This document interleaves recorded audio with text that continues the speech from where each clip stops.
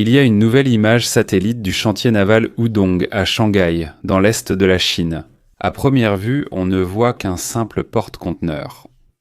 En observant de plus près, on voit sur le pont des structures évoquant des plateformes de lancement de missiles. En observant de plus près, on voit aussi d'autres structures inhabituelles sur le pont supérieur pour un navire marchand. Car en réalité, il s'agit ici de l'arme de première frappe ultime. Nous allons découvrir ce que les Chinois veulent nous cacher dans une autre analyse, War and Tactique.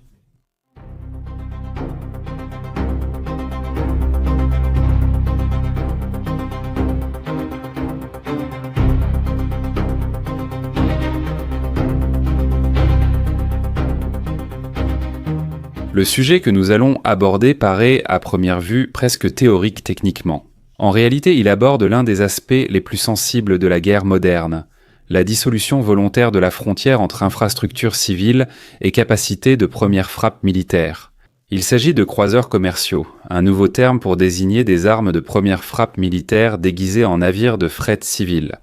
Les conteneurs renferment des dispositifs de lancement de missiles. Ce n'est pas si inhabituel, car la conteneurisation des systèmes d'armes est déjà une réalité. Les systèmes militaires modernes, comme le système de lancement vertical Mark 41, fonctionnent essentiellement aussi comme des conteneurs. Cependant, il est presque toujours évident qu'il s'agit d'un équipement militaire. En 2024, la Corée du Nord a marqué une nouvelle étape lors de son défilé militaire annuel. Des camions avec des conteneurs contenant des missiles redirigés qui pouvaient également être lancés depuis ces derniers. Certains étaient camouflés avec des sacs pour paraître comme des camions chargés vus de l'extérieur. En fait, la cargaison dangereuse était juste cachée dessous. Nous constatons donc surtout en Asie de l'Est que certains équipements militaires sont de plus en plus déguisés en matériel civil afin de dissimuler leur véritable objectif. Chez les Chinois, il s'agit concrètement d'un projet actuel et d'un prototype de porte-conteneur destiné à une utilisation côtière. Bien plus grand et capable de naviguer en haute mer que les cargos côtiers classiques, mais assez discret pour ne pas attirer l'attention dans le trafic maritime civil actuel. De tels navires appartiennent à la catégorie des navires dits « feeders », qui font escale quotidiennement dans toute l'Europe et même dans le monde entier. À notre insu, que voyons-nous sur le navire ? Il peut embarquer jusqu'à 60 systèmes cellules de lancement vertical, c'est-à-dire des cellules de lancement vertical pour des missiles. Selon la configuration, ces cellules permettent de lancer des missiles anti-aériens, de croisière, anti-navires ou anti-sous-marins. 60 cellules représentent un armement massif pour un navire et indiquent clairement une capacité de frappe offensive, surtout si elles sont conteneurisées ou dissimulées. Il y a aussi 4 lance-leurres que l'on peut distinguer. Ils tirent des leurres ou des contre-mesures actives pour tromper les systèmes radars, infrarouges ou de recherche adverse et détourner les missiles entrant du navire. Ils font partie des mécanismes de défense passive des navires de guerre modernes. Pour la défense active, nous voyons ici aussi. Un 1130 CWS, c'est un système chinois de défense aérienne rapproché. Il s'agit d'un canon Gatling à 11 tubes de calibre 30 mm avec une cadence de tir extrêmement élevée, pouvant atteindre jusqu'à 10 000 coups par minute. Elle sert de dernière défense contre les missiles, drones ou avions en approche. Comparable au système américain Phalanx, mais un peu plus performant que ce système qui commence à dater. Le navire dispose donc d'un très grand nombre de capacités de frappe et possède également la possibilité de se défendre lui-même. Sinon, on voit ici à l'arrière quelques superstructures qui rappellent des systèmes radars ou des systèmes de détection précoce de missiles guidés ennemis approchant. Ce concept de navire permet 2 types d'utilisation militaire fondamentales et différentes. La première option serait l'usage comme navire arsenal. Ici, le navire transporte beaucoup de missiles, dirigés par des systèmes de tir de navires de guerre sans autonomie. Le navire arsenal reste en arrière-plan, tandis que d'autres unités s'occupent de l'attribution des cibles. Cependant, cette variante suppose qu'une zone maritime soit déjà partiellement contrôlée, ce qui la rend exigeante militairement, mais compréhensible conceptuellement. La deuxième variante est nettement plus délicate.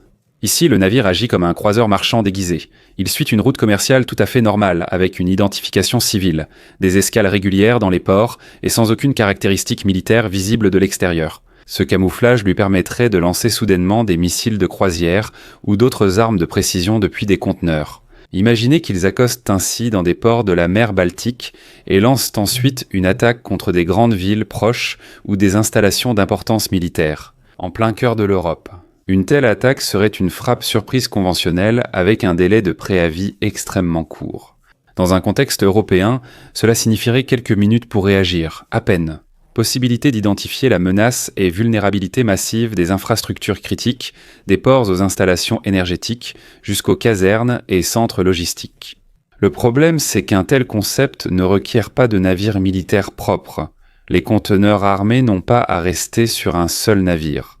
Ils pourraient les tourner sur des lignes régulières entre les ports, atteindre constamment de nouvelles zones cibles et opérer au sein du trafic mondial massif de conteneurs. La technologie nécessaire à cet effet reste limitée. Alimentation en énergie, navigation, désignation des cibles et même des missiles guidés par radar peuvent facilement être installés dans des conteneurs standards. L'essentiel serait le positionnement des conteneurs, par exemple sur la couche supérieure ou via des déploiements latéraux, et l'évitement des contrôles douaniers et de sécurité. Ceci paraît réaliste vu le nombre important de conteneurs. Cela crée une zone grise stratégique où l'infrastructure civile devient en fait une plateforme militaire sans que les mécanismes classiques d'alerte précoce ou de dissuasion puissent intervenir. En Occident, nous ne voyons pas d'équivalent comparable à cela. La doctrine de l'Occident ne repose pas sur des armes de première frappe ou des systèmes dissimulés, mais sur la supériorité conventionnelle, une séparation claire entre les systèmes civils et militaires et la dissuasion par la transparence. Une frappe cachée issue du commerce civil va à l'encontre de nos principes fondamentaux. Ceci est encore plus pertinent en Asie. Pour les États autoritaires misant sur la surprise et des approches asymétriques, ce modèle est une option très attirante, tant comme stratégie permanente que comme arme de première frappe conventionnelle ponctuelle. Imaginez une attaque chinoise contre Taïwan à laquelle vous n'êtes pas préparé. Des centaines de navires traversent chaque jour le détroit de Taïwan, donc 20 navires marchands camouflés ne se remarquent même plus, et ce que nous avons vu n'était qu'un petit navire. Imaginez de tels conteneurs d'attaque sur un aussi grand cargo. Il devient évidemment difficile de contrôler dans quels conteneurs pourraient bien se trouver des armes et dans lesquels non. Quels sont utilisés à cette fin et lesquels non. Quels navires ont une utilité militaire ou non.